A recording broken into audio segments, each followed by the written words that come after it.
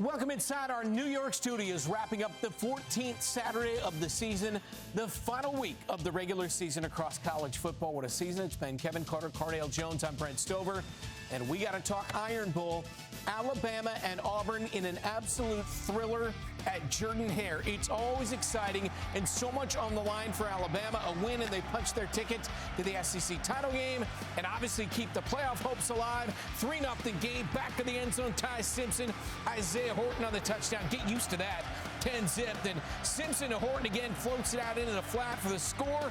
And Kevin, the Tide stake to a 17-0 advantage. Third quarter, Auburn down 17-6. Ashton Daniels rolling right finds Malcolm Simmons down the sideline.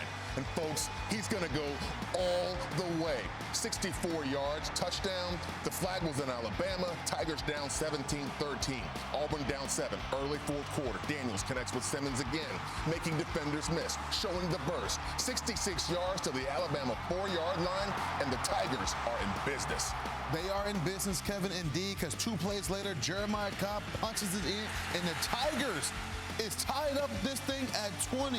Late in the fourth quarter, Simpson over the middle as he connect with Horton for the hat trick. Yes, his third scoring touchdown of the game. Crimson Tide takes the lead 27-20. Last chance for the Tigers. Quick pass to Cam Coleman. He's hit, fumble. Justin Jefferson recover. And this one is over. Alabama survives the Iron Bowl 27-20. Credit DJ Durkin's guys. They showed up and they fall short and they finish 5-7. Obviously, the headline here, the Crimson Tide will face Georgia in the SEC championship game next week. And they got to feel like they've got an outstanding shot at the college football playoff. 10-2 in the regular season, 7-1 in the SEC. Ty Simpson, 122 and 3 scores. They ran for 158, led by the 83 yards from Jam Miller. Overall, just quite a way to finish here with a lot of drama down the stretch of that game. There's always drama in conference games, and when you're playing at Jordan-Hare, I know personally strange things happen on the plains. But look, we knew this was going to be the best that Auburn could offer up to challenge Alabama. Alabama has been impressive all season long. They've changed their narrative, 4 ranked wins along the way, finding their running game, finding Hill and Jam Miller in the run game, finally getting that going a little bit. But the one consistent part of this team has been Ty Simpson, being one of the best in the business at the position to do it in the country, and his performance leading the way tonight as well. Looking at how they put this together, got to credit Alabama for sticking it out and not letting all the noise, especially that noise in Jordan-Hare, get to them as they finished their campaign. Started off the season a little bit rocky, but rallied to find a way and were very impressive. And they're one of these teams that we're talking about in the SEC. 10-2, ending the season on their way to a conference championship game. Alabama, Kalen DeBoer, they have been impressive, and Ty Simpson's been at the helm of it. Well, for sure. I mean, you look at the Iron Bowl, and I really want you guys to have opportunity to look over the complete body of work for the season for the Tigers. Every game, every close game has ended with some sort of one-score letdown in the very closing moments of the game, with them having an opportunity to win these games. So they're just 1 or 2 plays away for we're talking about Auburn potentially going to the SEC championship game. And you look at what Alabama's getting ready to do, playing Georgia for the second time this season. It is extremely hard to beat a team twice. And you go back to that Georgia-Alabama game back in Athens. Georgia dominated that second half of that game, but ultimately dunked themselves in the hole so deep in the first half they cannot get out of. This is going to be an interesting matchup in the SEC championship game, because if we do see Alabama drop this game versus Georgia for the SEC championship, with 10-3 Alabama, do they still get in the college football playoffs? Does that open up opportunities for those teams on the outside looking in, like a Miami, like a potentially a second Big 12 school? That's exactly what I was going to ask you guys, so I don't know where to go. Kevin, we'll kind of put the heat on you here if they do lose to Georgia. And again, in September, they beat Georgia. So that's obviously a feather in their cap and a huge resume win that sticks all the way to the end here before we find out who gets into the 12-team college football playoff. If they lose to Georgia, especially in a tight back-and-forth SEC title game, you can't penalize them, can you?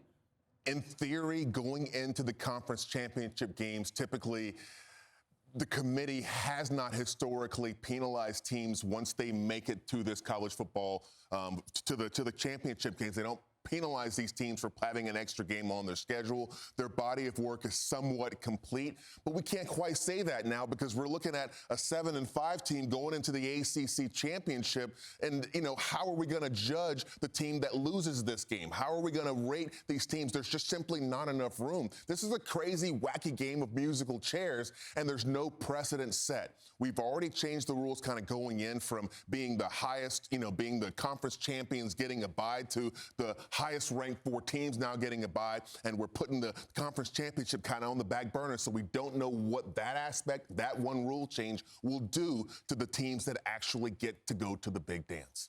Yeah, I mean, that's the complicated part right there. I think there's only 2 teams in college football right now that you could say as they get ready for the Big Ten championship game. No matter how that go, I think they're still going to be one of the top 4 teams in the country. Completely different situation and scenario for the Alabama and Georgia game. I do think if Georgia drops this game versus Alabama in a tight one, they're still one of the top 4 teams in the country. But at Alabama, if we look at a crazy scenario, like we already got some craziness going on in the ACC with Duke finding themselves into the ACC championship game. If we look at Alabama getting blown out in this game, what do you guys think is more realistic? If BYU and Texas Tech, if they split, so now the BYU win in a tight game, do the Big 12 get 2 teams in, or that finds a way for the ACC to get 2 teams in with Miami creeping in there on top of the ACC champ? Yeah, not having to play in the conference championship game. I mean, we can make a case for Miami. We can make a case for BYU only having 1 loss going into the Big 12 championship game. Is their resume strong enough? I mean, all these factors, head-to-head matchups, strength of schedule, strength of conference relative to one another. I mean, how do you evaluate those down the stretch? Is it a complete body of work, or do we evaluate them compartmentalized in months of play? I mean, this is complete madness. I got the answer. I'm almost afraid to say anything because I don't know what's going to happen. Bring back the computer metrics. No, I'm just Here we go again. Texas Tech, if they were to fall to BYU, they're ranked number 5. They can't fall that far out if they lose the Big 12 title game to BYU. So I think if that happens, you got to have 2 out of the Big 12. The only thing is, what the committee's been showing you a model each week that only has 1 team out of the Big 12, 1 team out of the ACC, and 1 team from the group of 5. The rest of the teams that have all been ranked in the top 12 are SEC or Big 10. I mean, we're not talking about a lot of room that they've shown you that is to be had and necessarily in teams getting in. So I'm waiting to see how is it going to stack up? Is it going to stick to that one model of having 1 team out of those group of 5, ACC and Big 12? Or is there room? I mean, we're seeing all this chaos at the end of the season, certain teams going down to the wire and things not turning out, teams not finishing the deal. How will it affect the college football playoff? We just don't know. Who wins, Alabama or Georgia? No, I'm going to take Georgia. It's tough to beat a team twice. Georgia playing the SEC championship game at home, 2nd straight week at Mercedes-Benz.